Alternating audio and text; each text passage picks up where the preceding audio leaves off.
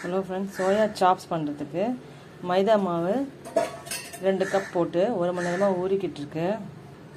இதே மாதிரி சோயா சங்க்ஸையும் கொதிக்கிற தண்ணியில் வேக வச்சு அதுக்கப்புறம் நல்லா ஃபில்ட்ரு பண்ணி அப்புறம் நல்லா ஸ்குவீஸ் பண்ணி 2 கப் போட்டு எடுத்து வச்சது. இந்த மைதா மாவு ஊற வச்சுருந்தோம் இல்லையா, அதை தண்ணியில் போட்டு வாஷ் பண்ணணுமா, அப்போ தான் க்ளூட்டன்னா வெளியில் வந்துடுமா. அதுக்காக இப்போ இந்த வாஷ் பண்ண மைதா மாவையும் சோயா சங்க்ஸ் ஊற வச்சு வேக வச்சுருந்தோம்ல, அதையும் ஒன்றா போட்டு கிரைண்ட் பண்ணணும்.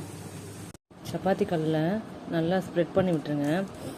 நம்ம கிரைண்ட் பண்ணதை பண்ணிவிட்டு அதுக்கப்புறமா உங்கள்கிட்ட ஸ்க்வீவர்ஸ் ஏதாவது குச்சி இருந்ததுன்னா, ஐஸ்கிரீம் ஸ்டிக்கோ இல்லை ஸ்க்வீவர்ஸோ இருந்ததுன்னா அந்த மாதிரி குத்தி வச்சுட்டு ஃப்ரீசரில் வச்சுட்டு 1 மணி நேரம் கழித்து எடுத்துகிட்டு அதுக்கப்புறமா யூஸ் பண்ணுவோம். இது மாதிரி ஸ்ப்ரெட் பண்ணிவிட்டு ஃப்ளாட் பண்ணிவிட்டு அதுக்கப்புறமா இந்த மாதிரி ஒரு குச்சி இருந்ததுன்னா அதை சுற்றிட்டு அப்புறமா வைக்கணும். இப்போ இந்த மாதிரி கொதிக்க தண்ணியில் ஒரு 10 நிமிஷம் வேக போட்டுருங்க.